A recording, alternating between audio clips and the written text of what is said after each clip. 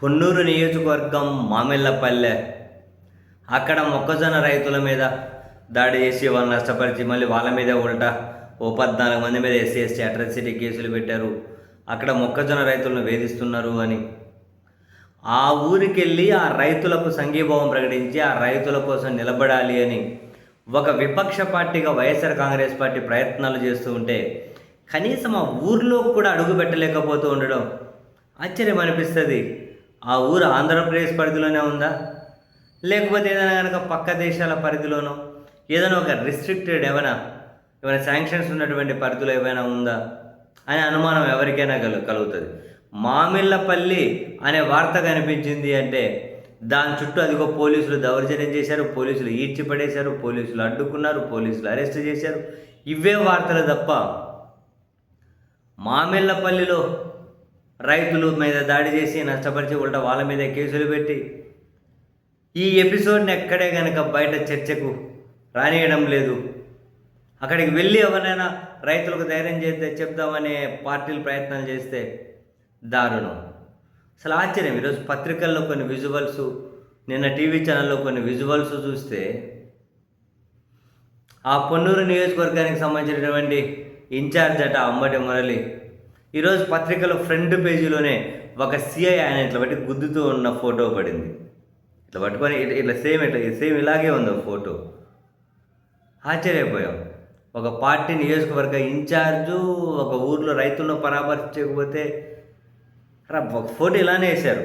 అంబటి మురళీకృష్ణ మీద దాడి చేస్తున్న సిఐ అని చెప్పి ఫోటో వేశారు ఫ్రంట్ పేజీలోని. ఆ తర్వాత ఇంకా దారుణమైన విజువల్స్. అయితే ఆయన మీద దాడి జరిగిందని పోలీసులు పట్టుకెళ్ళారు అని చెప్పి తెలిస్తే మిగిలిన పక్క నియోజకవర్గాల నుంచి వైసీపీ ఇన్ఛార్జీలు, ఇప్పుడు వేమూరు ఇన్ఛార్జిగా ఉన్న వరికుటి అశోక్ బాబు గారు తాను స్టేషన్కి వెళ్ళారు.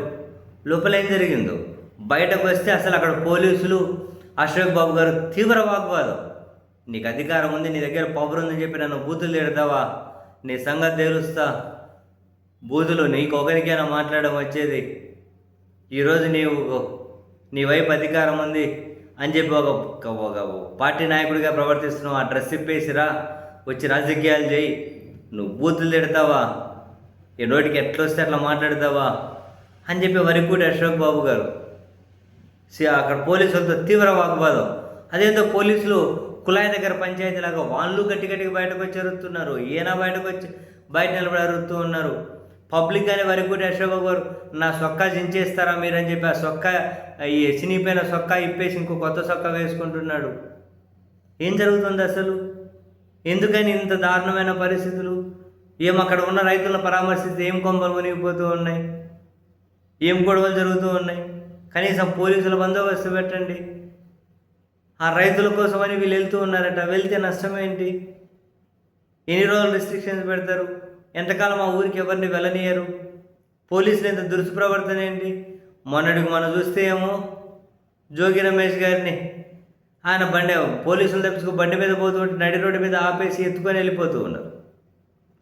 వరికుడి అశోక్ బాబు గారిని అయితే పోలీస్ స్టేషన్లకి ఎట్లా ఎత్తుకెళ్తున్నారు అనుకున్నారు? ఆ కోలగరు, ఈ కోలగరు, ఆ చెగరు, ఈ చెగరు, ఇట్లా ఒకరు పట్టుకొని కింద ఒకరు పట్టుకొని అంత దారుణమైనటువంటి దూకుడు ఎందుకు?